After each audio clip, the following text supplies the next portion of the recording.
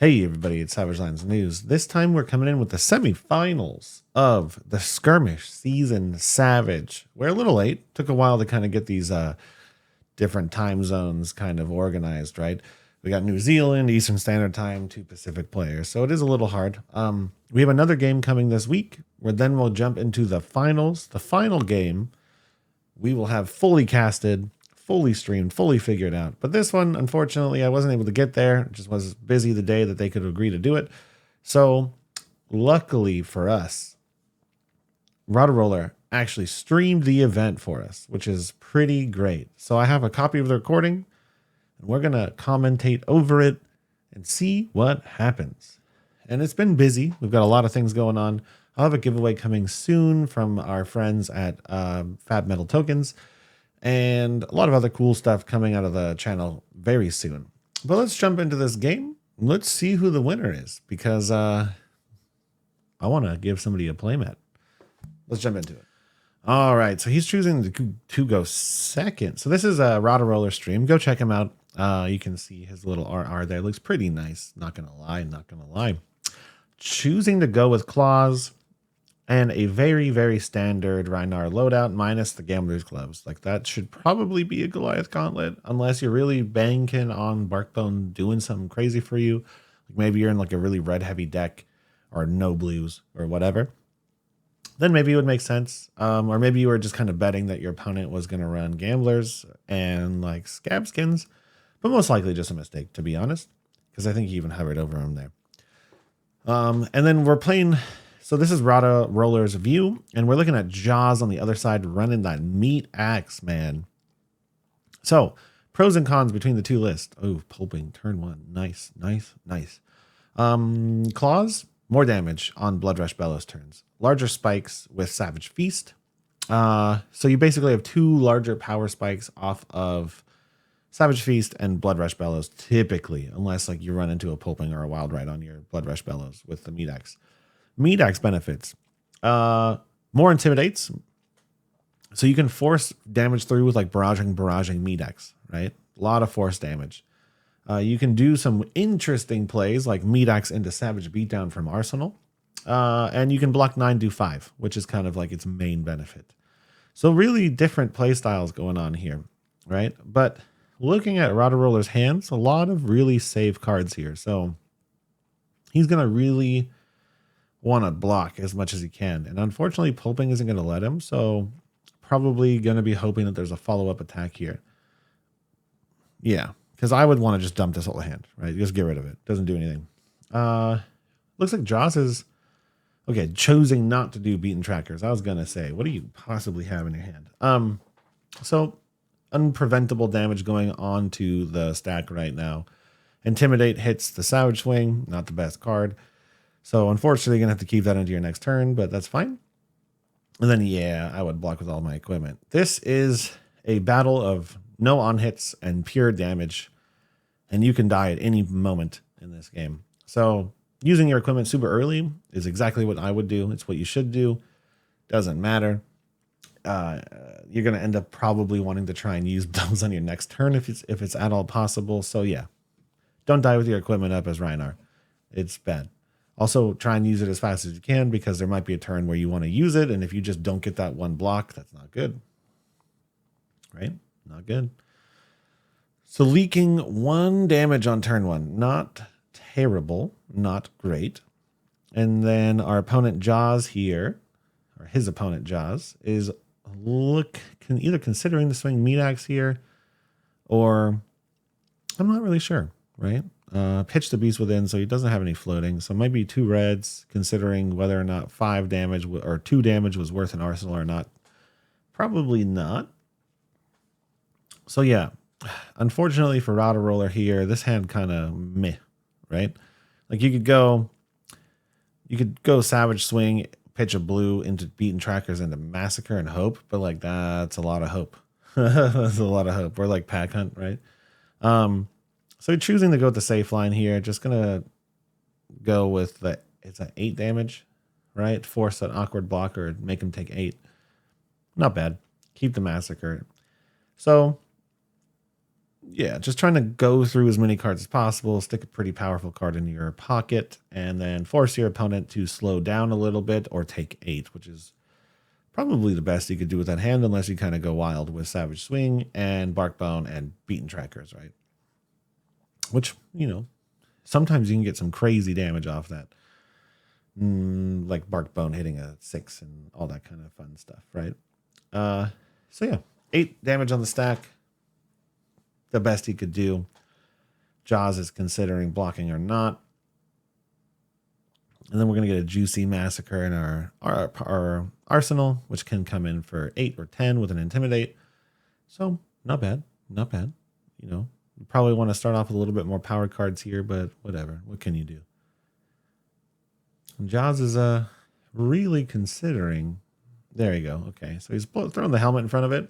If you're throwing the helmet early, I mean, again, there's no real on hits. I would have thrown my whole armor suite at this, like, especially if you're going to swap a card, because you don't know what you're going to get. Looks like he's layering the helmet on the stack, so he's probably swapping out his arsenal, going up to a 5-card hand. I think that was a mistake. I would have blocked with Barkbone and Beaten Trackers there, right? Especially if you're going to do like a random 5-card hand. Well, you know, one of them is random. There's a really high possibility that you're going to, with a 5-card hand, you're going to want to be blowing your equipment there. So he maybe lost 2 life. Maybe. We'll see, though. We'll see if it matters. Yep, Massacre going in the pocket. Another really safe hand. I don't know. That's kind of rough. Not the best hand, in my opinion. 2 yellow barragings, a blue barraging, and a breakneck. Like no 6s at all for you to discard to give it go again. Yeah, it's kind of rough, right? That's kind of rough. Very safe list with claws. Interesting. Very interesting. Very polarizing card choices by these 2 players. Very polarizing. So, yep, Kraken Goliath. We're looking at a fat turn here, probably. So we're going in heavy. Barkbone, yep. So there's 1 life lost. Should have blocked with it. Only rolled a 2, so he gained 1 resource. Barraging. Lost a yellow. Barraging on this side. And now what are we looking at here?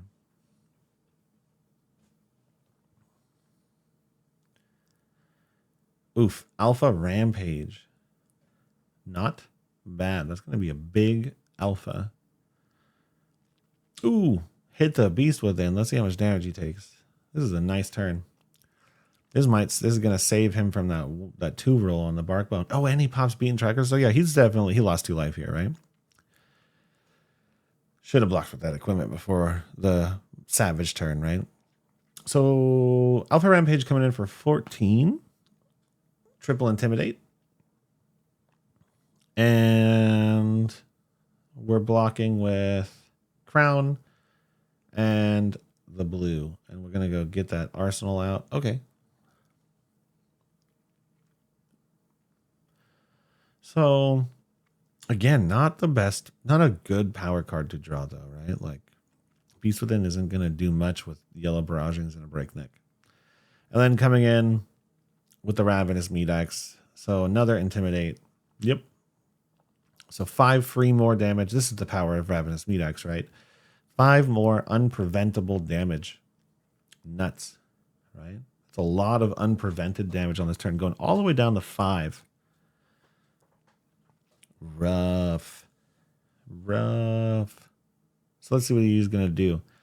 Okay, so yeah, definitely need to put some pressure on Jaws here. Definitely. So the roll here makes sense.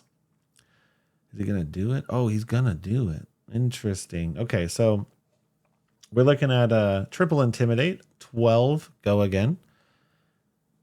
No floating, though. So it looks like it's just going to be 15 damage here. So it's going to... At the end of the day, if Jaws has to block, right? So it's going to give him that. So it's going to be 12 damage, which is actually really bad for Jaws here because, like, Rotaroler can just draw into a Reckless Swing right now and win the game. And there's nothing. I mean, I guess Intimidates could prevent it from killing him. But there's not much you can do against a raw Reckless Swing here. So if he had used his equipment a little bit more effectively, then he would actually not be within Reckless Swing range. So we'll see what happens. Very close game. Typical Rhinar game, though. But the main power of Rhinar, intimidating all these cards away, is also pretty bad when you're at 3 life and your opponent gets all their cards back for their crack bag. So sometimes you'd almost rather your opponent block than not, you know? So because like maybe choosing not to go to 1 would have lowered the impact of this next turn, and then, you know, they would respect Reckless and they could make a mistake, but we'll see. Because he didn't draw Reckless here. Swing big, all red hand. Unfortunate. Because he could block 6 and take 2 and go to 1. He might be respecting. He's respecting the Reckless Swing, I guess. Getting the quicken token, hoping he can hold on 1 more turn. Just digging, right? It makes sense. His win con right now is like try and find Reckless Swing. But you now have a 4-card grip with a Blood Rush Bellows. So, okay. Discarded a Alpha Rampage. You maybe probably didn't want to discard that because that's just game win right there. But we'll see what he has in his hand. But yeah, that Alpha was probably his plan A, I'm guessing. Because he would have just triple intimidated here and then for sure cleaned it up. So let's see if he has the intimidate in the game. If he has an intimidate, he wins here. Right? Because he can just like barraging into Medex, triple intim, unpreventable 7, win con. Or if he has like a pulping or an alpha or anything that can actually give go again here too into the Medex will pretty much close it. And it's pulping. Okay. So yeah. So it hits the Massacre. That's the end of the story here. And that's our first game. Jaws13 taking it down, holding his title because he would have lost it here as the alpha ape in the Discord for beating me at Skirmish. And there you have it. So 1 round of the semifinals down. We've got Jaws13, the alpha ape in the Discord, locked in for finals. The second game of the semifinals will be coming later this week. I believe we are shooting it on Wednesday. So hopefully I'll have it up by Thursday. Looking forward to that. And then next week will be the finals, and we will be fully casting that. It's going to be 20 minutes of wildness. Such a good game. Pretty standard Rhinar, Rhinar Blitz game, to be honest. Whoever finds Blood Rush, but you can actually see a couple tiny mistakes. Definitely could have lost the game there. So there is wiggle room. There is skill in these games. It's not just ook noises and pulpings and wild rides and blood rushes for 35 damage, right? This one came down to a little bit of a grind and definitely could have lost with a Reckless Swing there. So very interesting. I'll see you guys at the next video. I'm really looking forward to the finals, and I'm excited to finally give away the Brood Above Them All playmat for the Skirmish season 2023. See y'all later.